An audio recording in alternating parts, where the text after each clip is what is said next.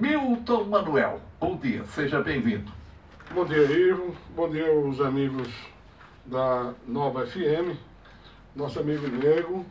É com muita satisfação que voltamos aqui a ocupar esses microfones e hoje queremos, Ivo, tratar, levar o máximo de informações referentes porque ainda não saiu ou não foi definido o novo salário do comerciário de Caruaru. Sim, eu também quero saber por quê. Muito bem, tá certo. Comecemos exatamente pela classe dos comerciários. O que é que está travando essa negociação, essa decisão?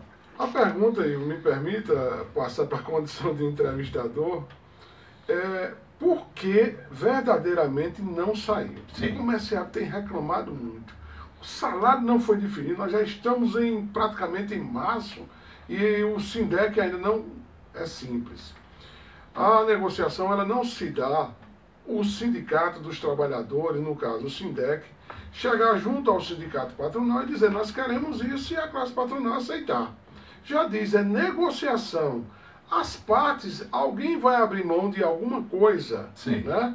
Então nós queremos um piso de R$900, queremos um reajuste de 9%, nós não queremos o trabalho aos domingos, nós não queremos o banco de horas, né? Nós não queremos a jornada de trabalho nos feriados. Os patrões, através de seus sindicatos, né, têm apresentado o quê? R$820 de salário, 6% de 6, a inflação, né, 6,23, se não me falha a memória, é a inflação, e querem o trabalho aos domingos, querem o trabalho aos feriados, querem o banco de horas e outras questões. Então não é uma situação de chegar numa mesa simplesmente, não é uma mesa de bar, me dá aí uma cerveja e está tudo resolvido. Né?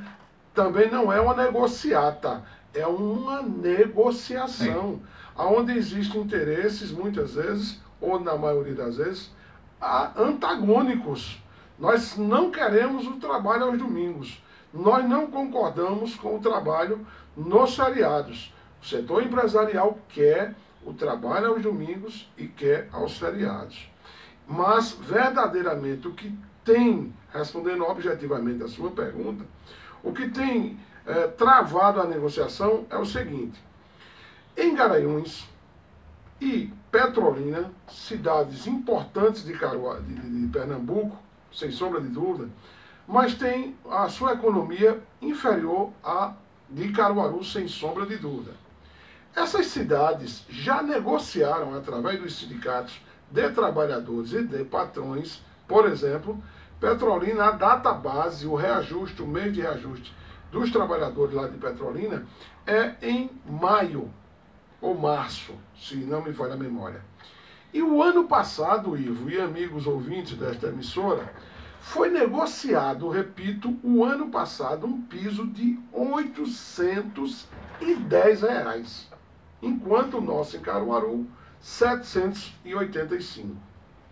Garanhuns, que é uma cidade, como já disse, importante em Pernambuco, economicamente, tem um turismo extraordinário, né? Mas economicamente é inferior a Caruaru.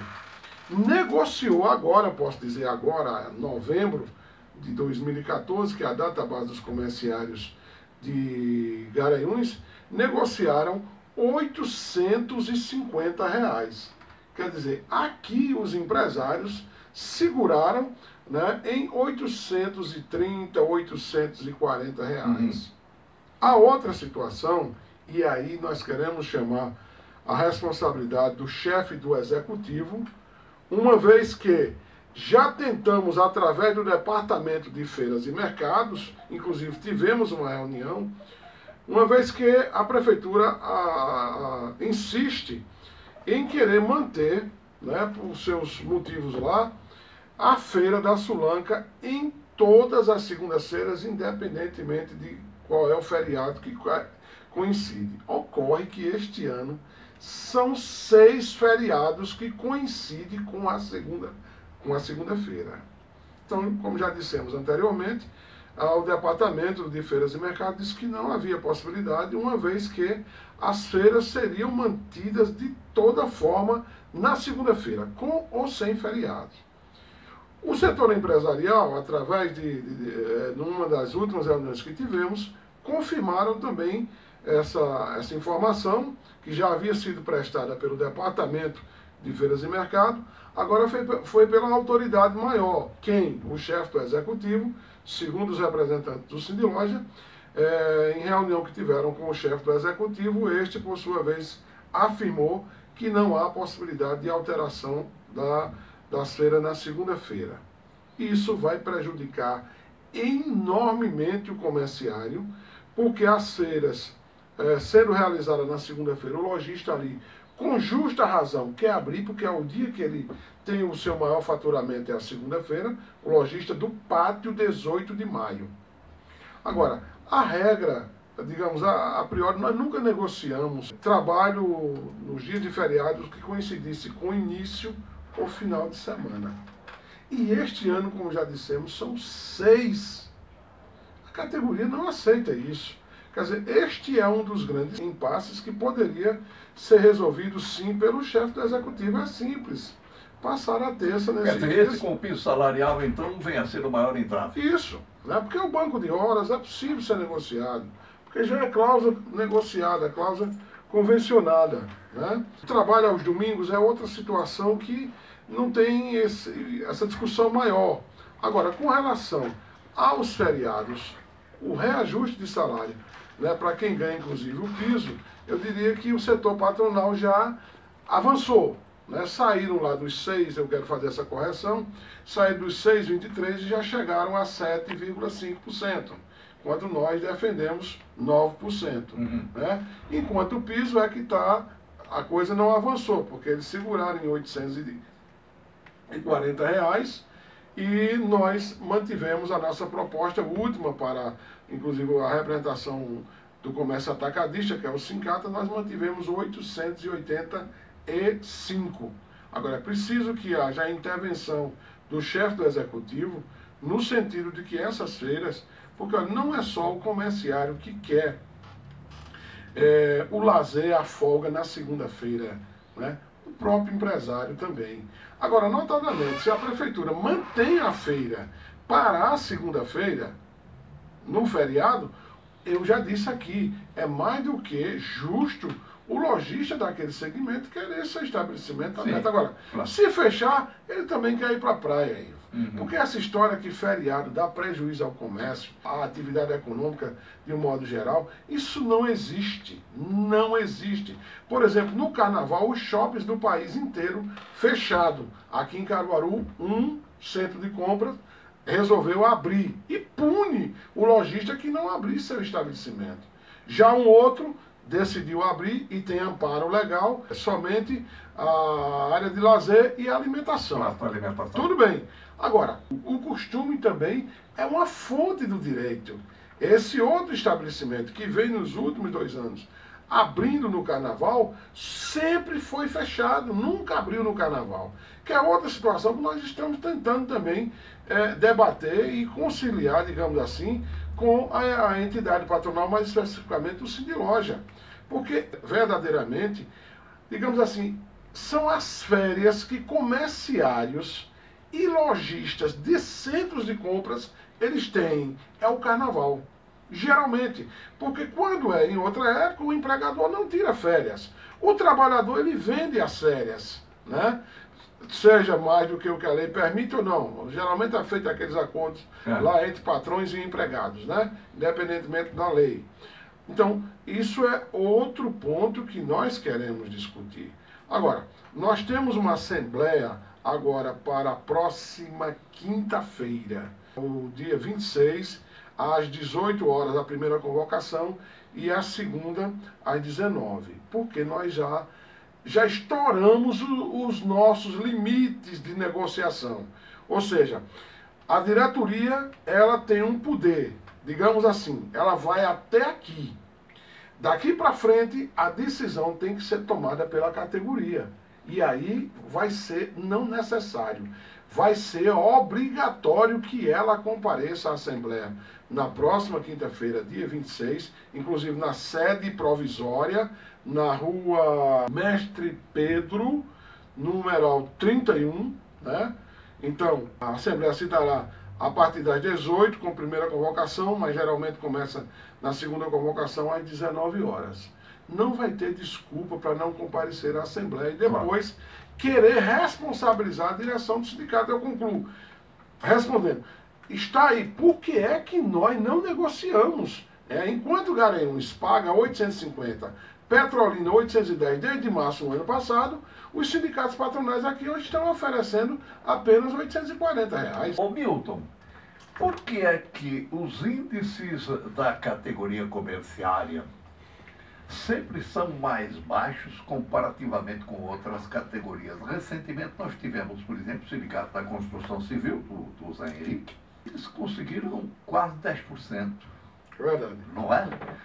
Outras categorias, menos a educação, que não recebe nem o repasse, né, do Fundeb, das coisas que tem direito, né? Mas por que a categoria comerciária sempre tem essa dificuldade de atender um índice mais digno para a categoria comerciária? Em boa hora essa pergunta. Eu estava numa outra emissora e um cidadão ligou e de forma assintosa, né? O que é muito comum no Brasil, as pessoas não conhecem os fatos, né? Ou seja, o que está por trás daquele não processo de negociação. E ligou para uma determinada emissora e disse que aqui em Caruaru nós não tínhamos ainda conseguido o reajuste porque o presidente do sindicato era fraco. E aí, não é questão do presidente do sindicato ser fraco ou forte. Quem deve ser fraco ou forte é a categoria através de sua participação. E os trabalhadores na construção civil, historicamente, repito, historicamente, independentemente de direção, são trabalhadores muito mais organizados, vão muito mais para o enfrentamento político do que o comerciário no Brasil inteiro. Isso justifica-se, a categoria do comerciário, principalmente nos últimos 20 anos, é uma categoria que tem uma rotatividade absurda. Além dela não ter também a ideia de classe. Ela não tem sequer a ideia de... a opressão. Isso. Ela não tem sequer a ideia de categoria, muito menos de classe. Ou seja, não há por que eu não pensar também nos companheiros da construção civil, nos professores, nos bancários, só pensar na categoria comerciária. Não, eu tenho que pensar, eu devo, enquanto trabalhador, pensar enquanto classe. Mas no caso do comerciário, ele sofre com um processo de rotatividade muito violento, porque se paga salários muito baixos, né? Jornada de trabalho muito exaustiva, exploração em cima de exploração. Então ele sempre está pulando de um segmento para outro. Tem outra situação também. O sistema capitalista ele é muito selvagem. Ele, de certa forma, ele principalmente na categoria comerciária, ele impõe que você, de certa forma, aceite aquelas condições impostas pelo capital ou pelos seus representantes, que no caso são os empresários, né? E aí, ideologicamente, ele diz que é melhor aquele salário miserável do que nada. Ele também aceita o discurso de determinados empresários que sindicato não vai lhe dar emprego. Inclusive, um cidadão também ligou para uma determinada emissora dizendo que, ao contrário de outros sindicatos, né, eu devia buscar a garantia de emprego e não de brigar por aumentar o salário. Isso é uma grande contradição. O sindicalismo que nós defendemos não é o sindicalismo de resultado, não é o sindicalismo de colaboração com este perverso sistema. Inclusive no sul do país, vários sindicatos, ligados inclusive à CUT, né, negociaram redução de direitos e de salários. Isso é uma afronta à dignidade dos trabalhadores. Não é possível uma situação dessa. Segundo o sindicato, não é função do sindicato gerar emprego. Quem tem que gerar emprego é a administração pública ou privada. O sindicato, sua finalidade é organizar os trabalhadores e defender intransigentemente o direito desses trabalhadores. Então nós não aceitamos, inclusive, essa crise instalada aqui no Brasil, que não é de hoje, nós sabemos. Ao nosso ver, existe uma crise econômica, mas ela está sendo superdimensionada. Ou seja, ela existe, mas a crise política é muito maior do que a crise econômica. Essa a gente não tem. Nós estamos vendo os estádios estão cheios, as praias estiveram cheias, né? Enfim, é uma conversa do capital explorador e ganancioso, mais uma vez. Ele se aproveita de todas as etapas, de todas as realidades.